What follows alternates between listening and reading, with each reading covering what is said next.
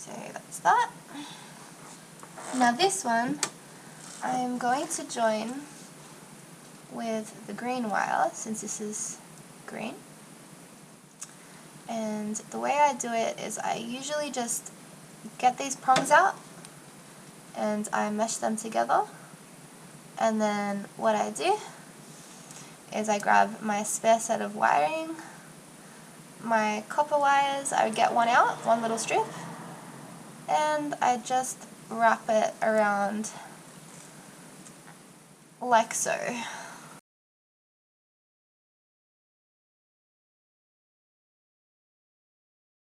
So what you can also do if you have it available is you can get the metal, like the metal joiners, and you can just crimp it on, which is a lot quicker than doing this. Some people just like to twist and solder, but I find this just a little bit neater, and it's very, very strong. I've never really had a problem with doing it this way. And I just drop a little bit of solder on it, and then I heat shrink it. Also, please make sure that you're slipping on the heat shrink before joining both sides of the wiring, because it will really suck if you join it all up and then you're just like, gosh, I forgot to put the heat shrink on. If you do that, you can use tape as well, that's no problem. So nice, neat and tidy join. And then I'm just going to go ahead and do them to the rest of the wires. Alright, so that's pretty much all sorted, all heat shrinked on both ends. Here we go. So that's one end, and this is the other end here.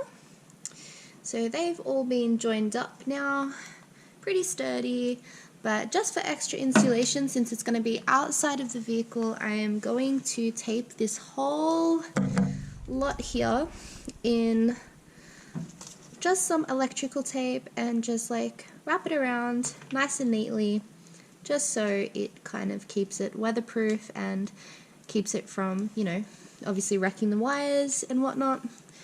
It's just a little bit of a safety precaution. I recommend doing that.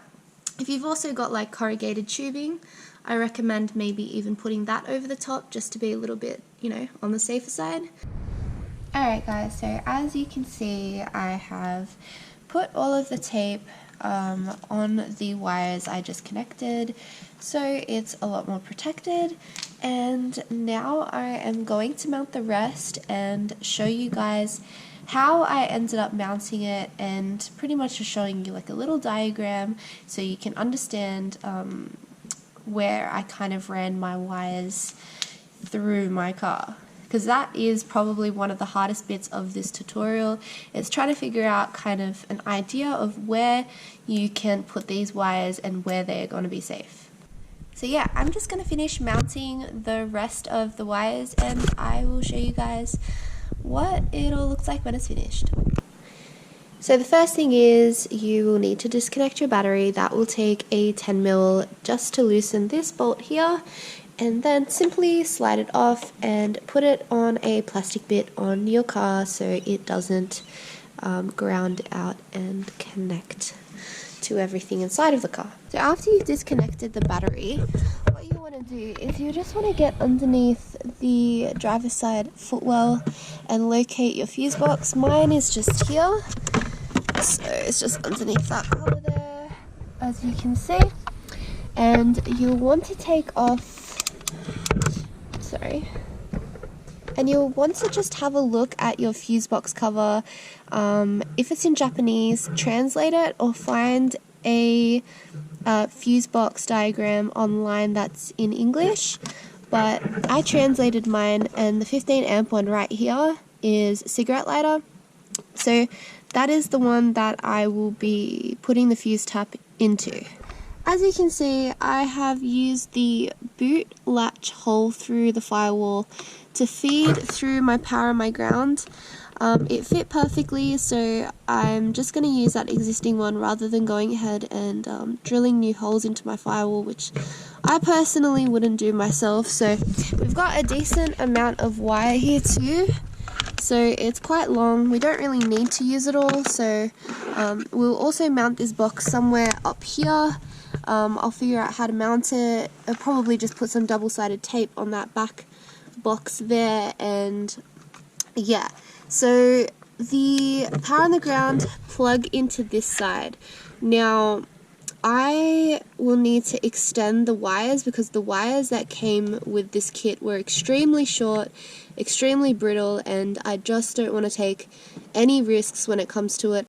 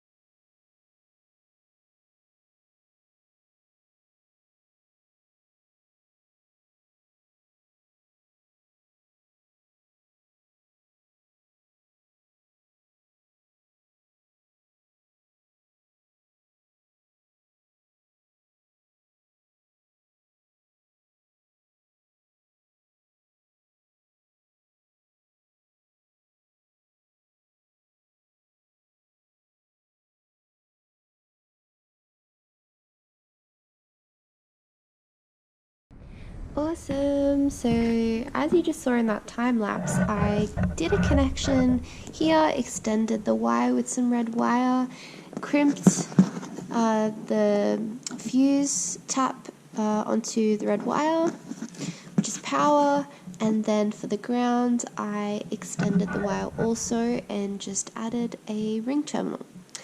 If you can find something with like a smaller hole, I'd recommend that just for bolts and stuff so you don't have to use washers, but this is pretty much just all I had in my garage, so I've used that. So now that's pretty much just ready to go. Should all connect in, and yeah. So yeah, alright, let's go connect that up now. First of all, I've just gone ahead and located the cigarette lighter, which is right here on the 180SX Japanese model. Yeah, and that's just a 15 amp. So I'm going to use one of my 10 amp fuses. So I've put the original amp back in this bottom slot here because that keeps the original circuit. And what I'm going to do is I'm just going to add just a 10 amp on that top one. I don't think that's really going to matter whether it's 10 or a 15. So I'm just going to go ahead and grab this one out. Okay, so as you can see, that's just a 10 amp.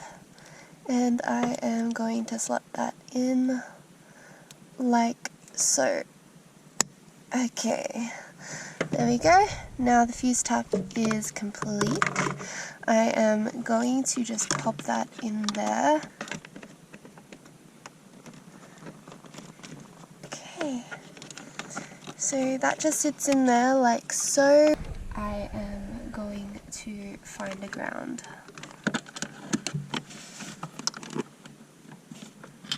So I'm probably going to mount this ground somewhere up here on some bare metal. I'll just quickly give it a sand back just to ensure that the contact is all good. But every car will be different, guys, so please don't take this tutorial as if it's for all models of cars. This is, what you're seeing here is solely for a 180SX, and you can probably go about it in a very similar way for most cars, but it's up to you guys to figure out how to route it and where to put your grounds and whatnot for your model of car specifically. So yeah, I'm just gonna get to fitting all this up and then I will show you the testing. So I'm gonna reconnect the battery. I've just got my 10mm here.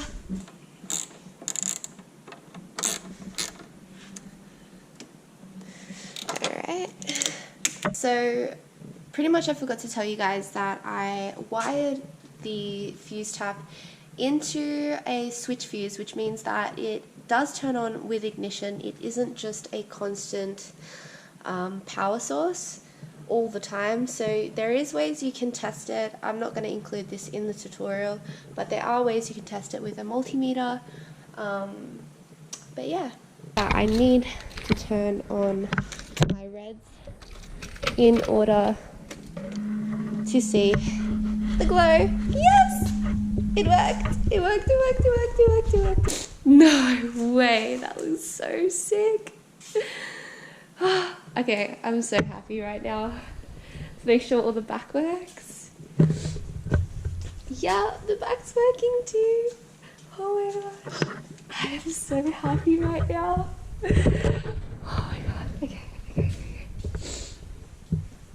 Alright.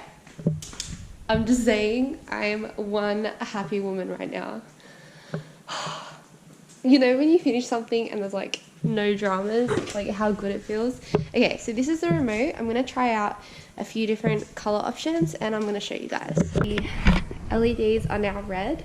So I did figure out what was wrong with the remote. There is nothing wrong with the remote. You just have to hold it up a little closer to the receiver. It doesn't extend over, I'd say probably 50 centimeters range. So you do have to hold it pretty much in the driver's seat to ensure that the receiver is kind of understanding the instructions from the remote. But overall, thank you AliExpress, and thank you YouTubers for coming here and watching this tutorial. I hope you guys enjoy it, and please feel free to leave me any comments or questions below, and I will do my best to get back to you as soon as possible. Don't forget to like and subscribe to my channel, and I hope you guys have a wonderful day.